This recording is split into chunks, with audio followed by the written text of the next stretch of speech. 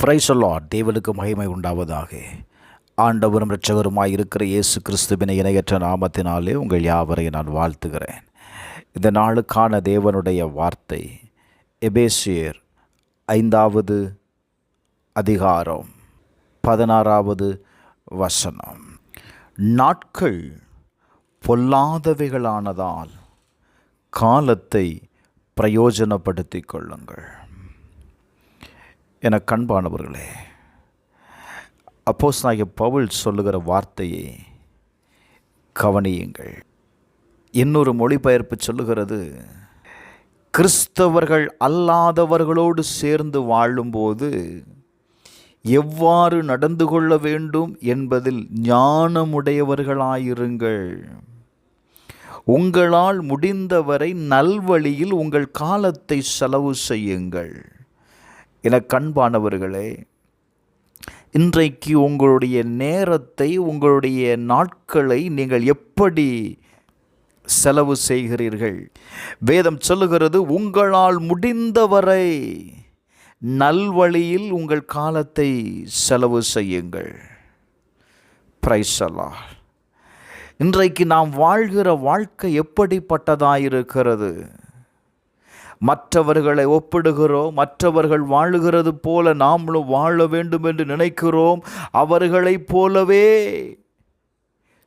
காரியங்களை செய்கிறோம். வேதம் சொல்லுகிறது, நீங்கள் ஞானமற்றவர்களைப் போல நடவாமல் ஞானம் உள்ளவர்களைப் போல கவனமாய் நடந்து கொள்ளுங்கள்.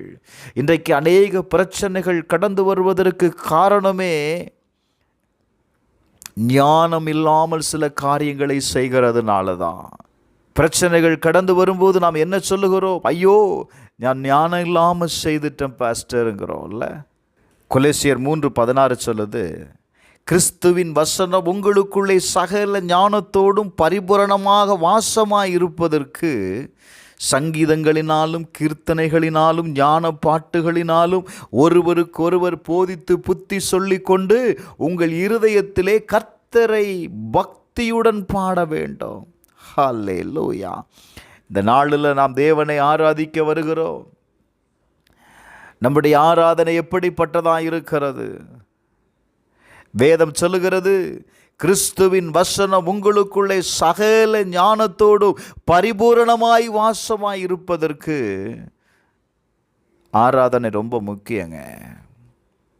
Thank you Lord. நீங்கள் தேவனுடைய பிரசன்னத்தில் அதை உணர்ந்தாதாங்க வசனமே உங்களுக்குள்ள வாசமாக இருக்கும். இன்றைக்கு நம்ம ஆராதனையை சில நேரங்களில் தவற விடுகிறோம். ஆராதனைக்கு முக்கியத்துவம் கொடுக்கறதில்ல. அதனால தான் நம்ம கேட்கிற வார்த்தை நமக்கு கிரியை செய்கிறதில்ல. காரணம், வார்த்தை வாசமாக இருக்கல பாருங்க. அப்போ கேட்கிற தேவனுடைய வார்த்தை உங்களுக்குள் வாசமாக இருப்பதற்கு ஆராதனை ரொம்ப முக்கியம். அவர் துதிகளுக்குள் வாசம் பண்ணுகிற தேவன். நீங்கள் தேவனை துதிக்கும் போது, தேவனை ஆராதிக்கும் பொழுது, தேங்க்யூ லார்ட், தேவன் உங்களுக்குள் வாசம் பண்ணுகிறார். தேவன் உங்களுக்குள் வாசம் பண்ணுவதற்கு நீங்கள் இடம் கொடுக்கிறீர்கள். அப்படின்னா தேவனுடைய வார்த்தையை கேட்கும் பொழுதும் நீங்கள் கொடுக்கப்பட்ட இடத்தில் தேவனுடைய வார்த்தை தங்கியிருக்கும். இப்போ தேவனுடைய வார்த்தை உங்களுக்குள்ளே இருக்கும் அப்படின்னா என்ன நடக்கும் தெரியுமா? நீங்கள் கேட்கப்பட்ட செய்தி, கேட்கப்பட்ட வசனம் உங்களுக்குள்ளிருந்து கிரியை செய்வதை நீங்கள் பார்ப்பீங்க. இப்போ நாட்கள் பொல்லாதவைகளாக இருக்கிறதுனால உங்கள் காலத்தை பிரயோஜனப்படுத்துங்கள். இந்த நாள் தேவனை ஆராதிக்க வேண்டிய நாள், தேவனை தொழுது கொள்ள வேண்டிய நாள்.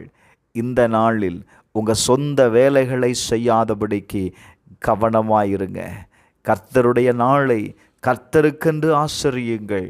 கட்டாயம் அந்த நாளுக்குரிய ஆசீர்வாதம் உங்களை வந்து சேரும். செபிப்போமா? எங்கள் அன்பின் பரலோக பிதாவே, எங்கள் நாட்களை வீணாய் நாங்கள் செலவழிக்காதபடி அந்த நாட்களை ஆண்டவரே விவேகத்தோடு ஞானத்தோடு செலவிட கர்த்தர் எங்களுக்கு உதவி செய்யும். ஒவ்வொரு நாளும் எங்களுக்கு தேவனால் கொடுக்கப்பட்ட கிருபையின் நாட்களாய் இருக்கிறபடியினால அந்த நாட்களை வீணான காரியங்களை செய்து நாங்கள் கடந்து போகாதபடிக்கு தேவன் விரும்புகிறதை செய்து தேவனுக்கேற்ற கனிகளை கொடுக்கிறவர்களாய் எங்களை மாற்றும். இயேசுவின் நாமத்தில் ஜெபிக்கிறேன் பிதாவே, ஆமென்.